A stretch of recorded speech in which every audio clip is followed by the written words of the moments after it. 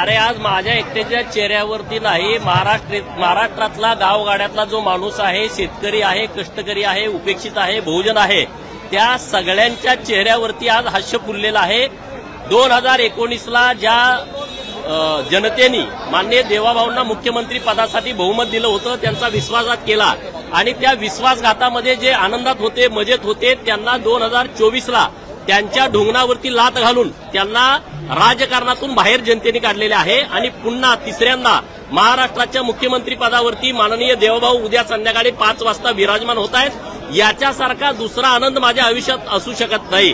ज्या व्यक्तिमत्वावरती गेली 5 वर्ष त्यांना अपमानित केलं गेलं, त्यांच्यावरती टीका टिप्पणी केली गेली, जातीवाद प्रचंड केला गेला, त्या सगळ्याला उत्तर महाराष्ट्रातल्या जनतेने दिलेलं आहे आणि माझ्यासाठी आजचा दिवस खूप खूप आनंदाचा दिवस आहे। महाराष्ट्राच्या राजकीय इतिहासामध्ये सुवर्ण अक्षरानं आजचा आणि उद्याचा दिवस लिहिला जाईल।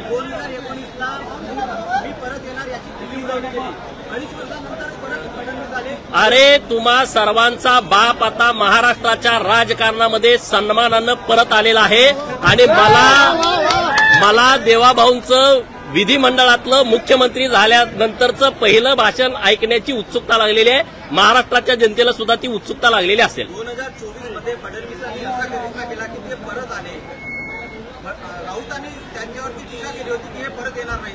अरे राऊत म्हणजे त्याच्या तोंडाची गटारगंगा आहे, त्याचा आता विषय तुम्ही लवकर घेऊ नका। महाराष्ट्राचा बहुजन समाजाचा तारणहार, शेतकऱ्यांचा योद्धा आणि जलनायक आणि बहुजन समाजाला बरोबर घेऊन जाणारा, खेड्यापाड्यातल्या जनतेला बरोबर घेऊन जाणारं नेतृत्व आता मुख्यमंत्री म्हणून या महाराष्ट्राला लाभत आहे आणि ज्यांनी या महाराष्ट्रामध्ये खऱ्या अर्थानं जातीय राजकारणाचा पाया रचला, त्या शरद पवारांची राजवट आज खऱ्या अर्थानं धुळीला मिळत आहे। ती राजवट आज त्यांच्या डोळ्यात देखत सोन्याची लंका रावणाची जळावी तशी त्यांची जळायला लागलेली आहे।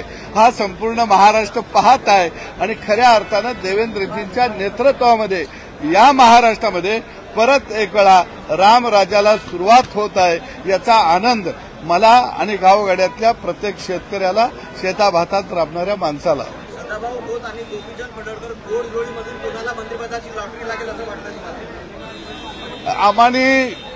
आम्ही खऱ्या अर्थानं देवेंद्र फडणवीसचा शिपाई म्हणून मैदानामध्ये आम्ही लढत होतो, सैनिक म्हणून आम्ही लढत होतो। जसं अभिमन्यूला चक्रव्यूहामध्ये अडकवला गेला, तसे अनेक चक्रव्यूह हे देवेंद्र फडणवीसच्या भोवतानं तयार केले गेलेले होते।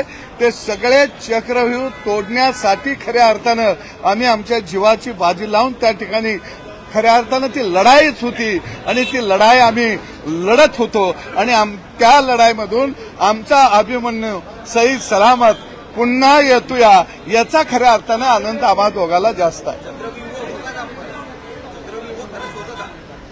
चक्रव्यूह सोकियांचे होते, परकीयांचे होते, शेवटच्या क्षणापर्यंत होते आणि याचा अर्थ की गावगाड्यातली आमच्यासारखी साधीवादी माणसं यांचा आशीर्वाद खऱ्या अर्थानं देवेंद्रजींच्या पाठीशी होता आणि म्हणून म्हणावं लागेल, लाख मेले तर चालतील पण लाखाचा पोशिंदा जगला पाहिजे, जिवंत राहिला पाहिजे, याच्यासाठी गावगाड्याची धडपड होती आणि गावगाड्याच्या आशीर्वादानं, राबणाऱ्या घाम घालणाऱ्या जनतेच्या आशीर्वादानं खऱ्या अर्थानं या पदापर्यंत देवेंद्रजी पोहोचलेले आहेत।